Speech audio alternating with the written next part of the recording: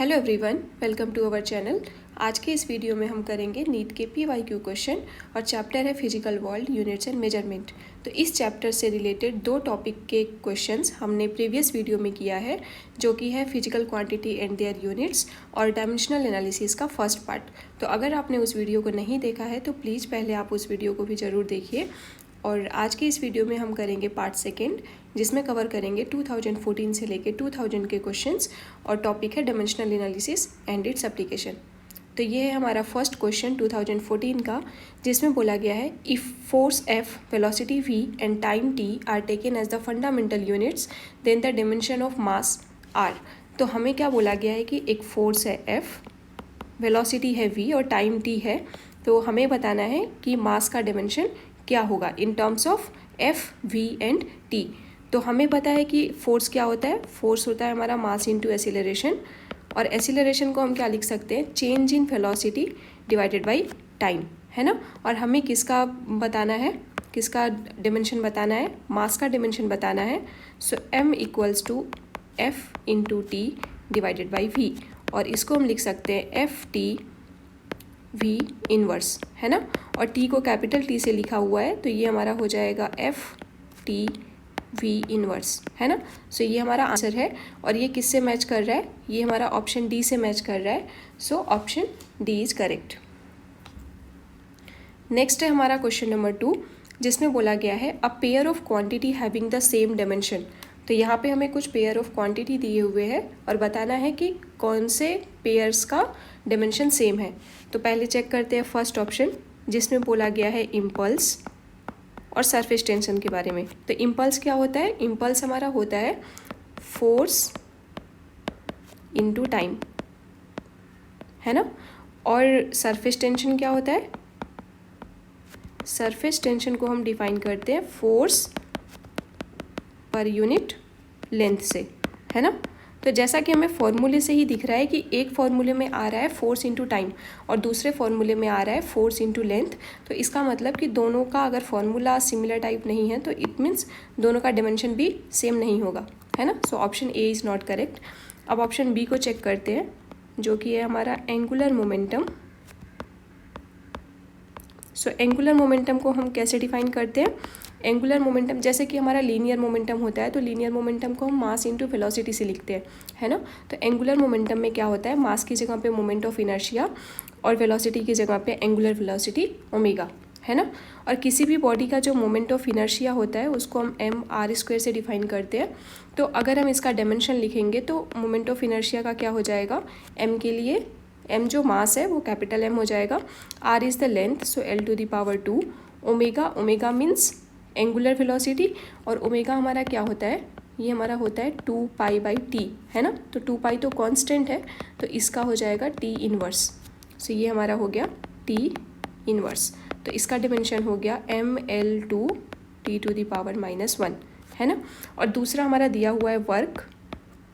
तो वर्क को हम कैसे डिफाइन करते हैं, वर्क हमारा किसके इक्वल होता है, ये हमारा एनर्जी के इक्वल होता है, और ये किसके इक्वल होता है, फोर्स इनटू डिस्प्लेसमेंट, है ना। तो नॉर्मली हमारा ये सिंपल सा फॉर्मूला होता है फोर्स का, सॉरी वर्क का। तो अगर हम फोर्स का डायमेंशन देखें तो हमें पता है कि ये ml/t⁻2 होता है, और डिस्प्लेसमेंट एक लेंथ है, सो ये हमारा l हो जाएगा। तो ये हो जाएगा ml/t⁻2, है ना। तो दोनों का डायमेंशन मैच नहीं कर रहा है, it means option B is not correct. अब ऑप्शन सी को चेक करते हैं, जिसमें वर्क और टॉर्क दिया हुआ है। तो वर्क का हमने पहले ही निकाल लिया है, सो टॉर्क का निकाल के देखते हैं। तो टॉर्क का फॉर्मूला क्या होता है, ये हमारा होता है फोर्स इनटू परपेंडिकुलर डिस्टेंस, है ना। तो ये होता है हमारा force into perpendicular distance, perpendicular displacement. तो जैसा कि हमें फॉर्मूले से दिख रहा है कि वर्क का फॉर्मूला क्या था, फोर्स इनटू डिस्प्लेसमेंट, और टॉर्क का है फोर्स इनटू परपेंडिकुलर डिस्प्लेसमेंट, है ना। तो दोनों का डायमेंशन, दोनों का फॉर्मूला सिमिलर दिख रहा है, इट मीन्स दोनों का डायमेंशन भी सेम ही आना चाहिए। तो फोर्स का हो जाएगा ml/t⁻2, परपेंडिकुलर डिस्प्लेसमेंट का l, सो ये हो जाएगा ml/t⁻2, है ना। तो वर्क और टॉर्क का जो डायमेंशन है वो मैच कर रहा है, तो इसलिए ऑप्शन सी हमारा करेक्ट होगा, ठीक है। सो नेक्स्ट है हमारा क्वेश्चन नंबर 3, जिसमें बोला गया है the dimensions of 1/1 under root mu zero epsilon zero is, है ना। तो इसको निकालने के लिए हम क्या करेंगे, हम एक फार्मूला यूज करेंगे जो कि स्पीड ऑफ लाइट का होता है। ये होता है हमारा c इक्वल्स टू 1/अंडर root mu zero epsilon zero, है ना। c is the speed of light. So हमें इसी का डायमेंशन चाहिए 1/म्यू ज़ीरो एप्सिलॉन ज़ीरो का, तो इसका डायमेंशन c के डायमेंशन के इक्वल होगा। और c क्या है, एक वेलोसिटी है, एक स्पीड है। सो ये हो जाएगा L t⁻⁻1, है ना। तो कौन सा ऑप्शन मैच कर रहा है हमारा, option C L t⁻⁻1। Next है हमारा question number 4, the dimension of 1/2 epsilon zero E square where epsilon 0 is the permittivity of free space and E is the electric field। तो हमें 1/2 एप्सिलॉन 0 ई स्क्वायर का dimension पूछ रहा है, और यहाँ पे जो एप्सिलॉन 0 है वो क्या है, that is the permittivity of free space, है ना। और E जो है वो एक इलेक्ट्रिक फील्ड है। तो हमें इन दोनों का पहले डायमेंशन पता होना चाहिए। सो पहले देखते हैं कि एप्सिलॉन 0 का क्या होगा, है ना। तो हम इसे कैसे निकाल सकते हैं, हमें पता है कि जो फोर्स होता है स्टैटिक फोर्स, वो होता है Q1 Q2 divided by 4πε0 r²। तो अगर हमें एप्सिलॉन 0 का डायमेंशन चाहिए तो हम इसको लिख सकते हैं कि Q1 Q2 divided by 4πf r²। तो अब सबका डायमेंशन पुट कर देते हैं। Q मतलब कि चार्ज, और चार्ज को हम क्या लिख सकते हैं, करंट इंटू टाइम। और करंट का होता है एम्पियर A, और टाइम के लिए T, और Q1 इंटू Q2 है तो ये स्क्वायर हो जाएगा। 4π is the constant, F is the force, so mL t⁻⁻2, R is the length, so L⁻²। तो ये हमारा क्या हो जाएगा, m⁻⁻1 L⁻, नीचे L⁻3 होगा तो ऊपर जाके L⁻3, ऊपर क्या है हमारा T⁻2, और नीचे T⁻2 है तो T⁻4 और A⁻2, है ना। So this is the dimension of epsilon 0। अब हमें किसका चाहिए, इलेक्ट्रिक फील्ड का डायमेंशन चाहिए। तो हमें पता है कि एक और फॉर्मूला होता है जो कि होता है हमारा F equals to Q into E, है ना। तो E को हम क्या लिख सकते हैं, F/Q, और F हमारा क्या होता है mL t⁻⁻2, और Q क्या होता है हमारा A into T, means the current into time. तो हम इसको लिख सकते हैं mL t⁻⁻3 A⁻⁻1। तो अब हमें एप्सिलॉन 0 का डायमेंशन पता चल गया और इलेक्ट्रिक फील्ड का पता चल गया। तो अब हम इस फॉर्मूले में पुट कर देंगे।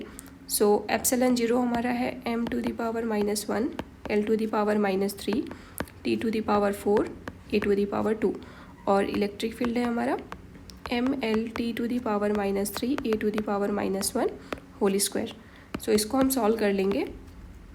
तो ये हमारा हो जाएगा m⁻1, और यहाँ पे m⁻2 है, सो m⁻1, यहाँ पे L⁻3 है, और यहाँ पे L⁻2 है। तो ये हो जाएगा L⁻1 T⁻4 and T⁻6, so T⁻2 and A⁻2 and A⁻2, so they will cancel out. So हमें यहाँ पे क्या मिला, m⁻1 L⁻1 T⁻2, है ना। तो ये हमारा कौन से ऑप्शन से मैच कर रहा है, ऑप्शन बी से। So option B is the correct.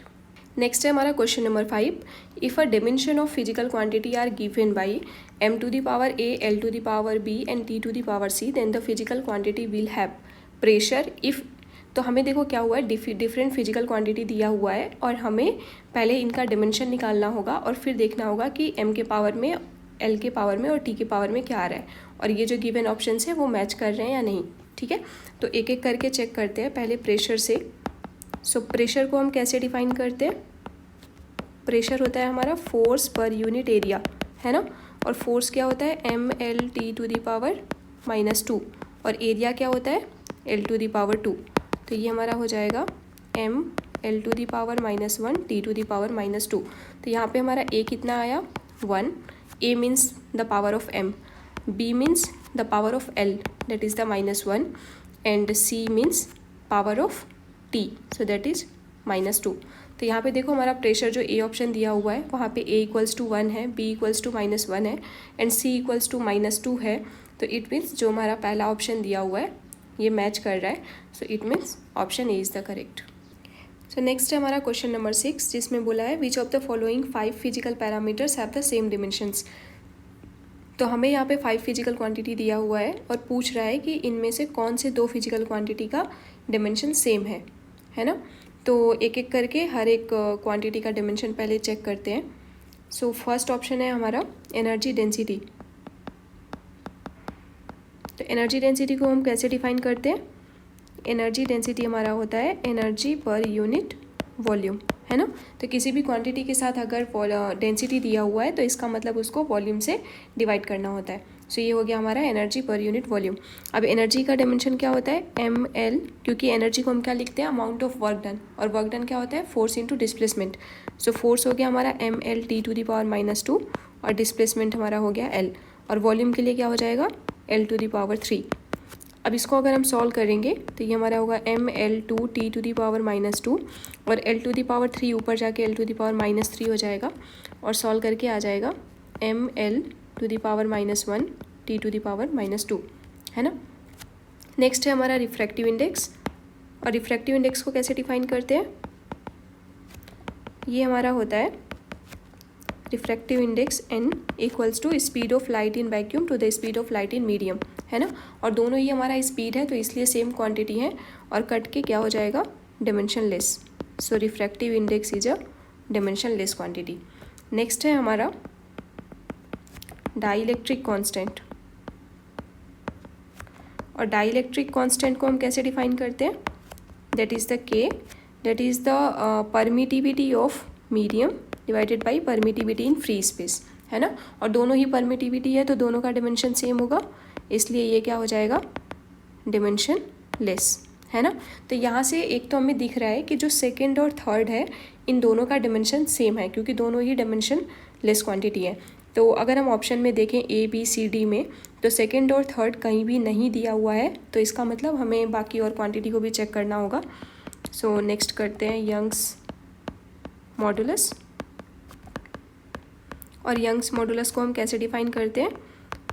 That is the stress divided by strain, है ना।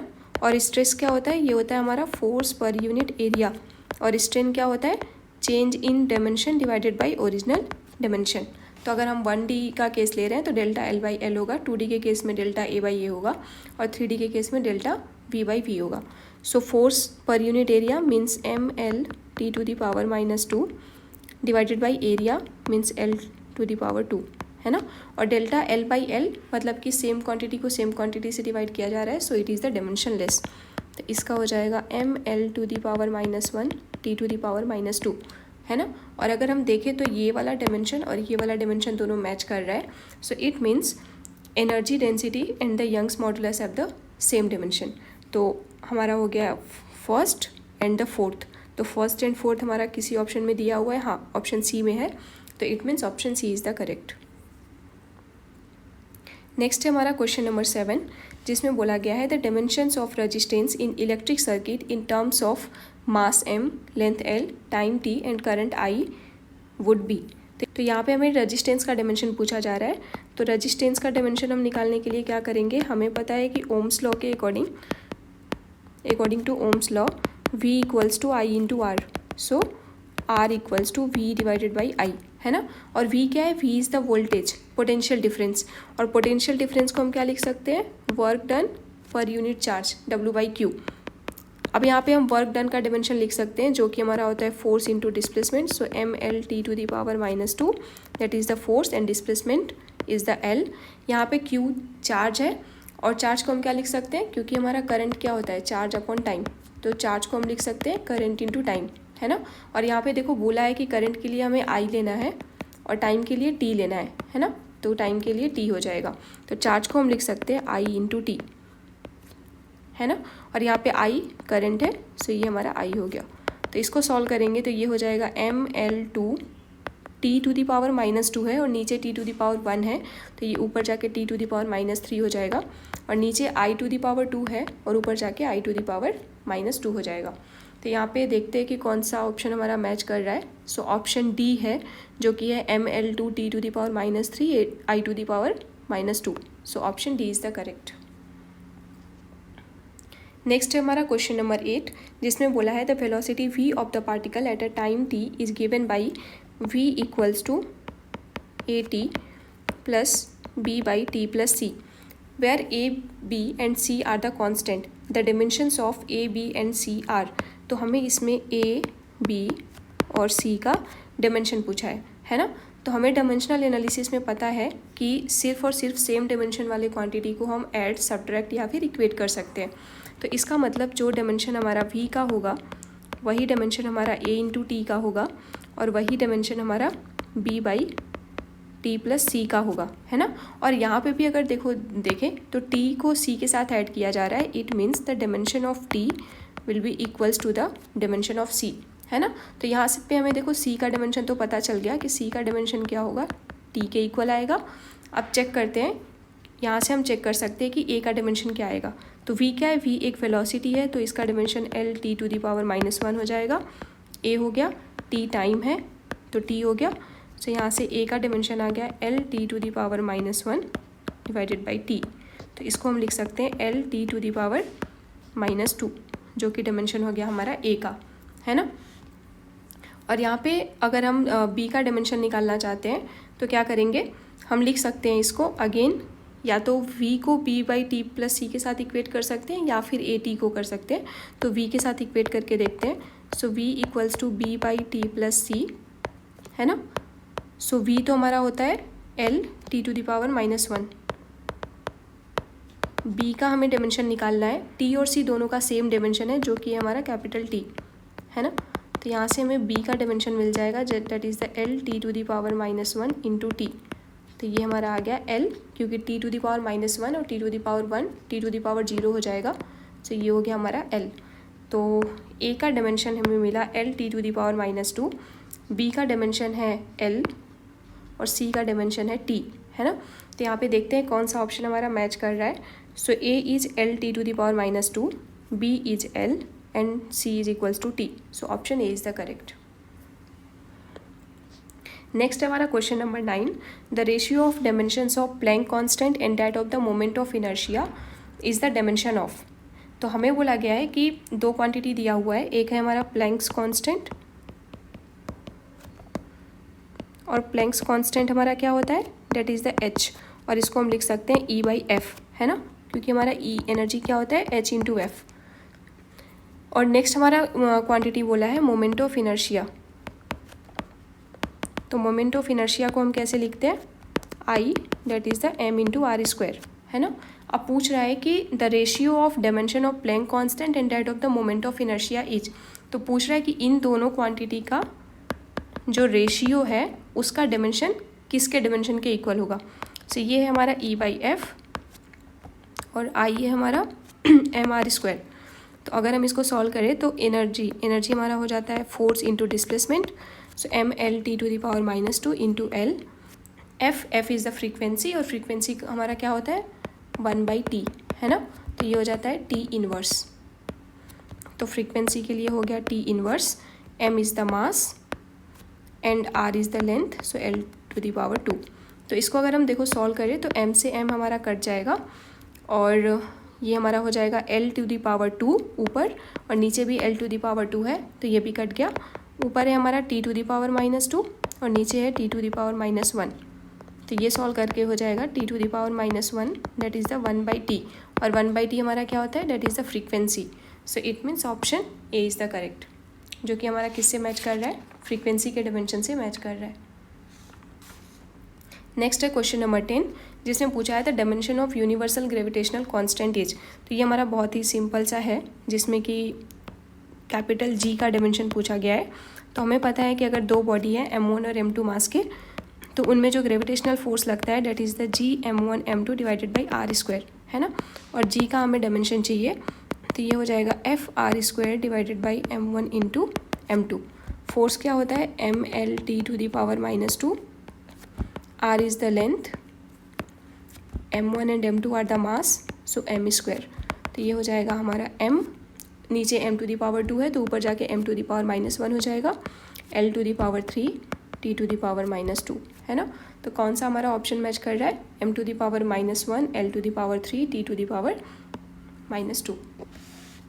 तो ये था हमारा लास्ट क्वेश्चन।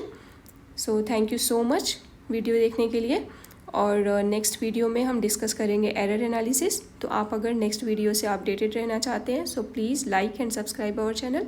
Thank you.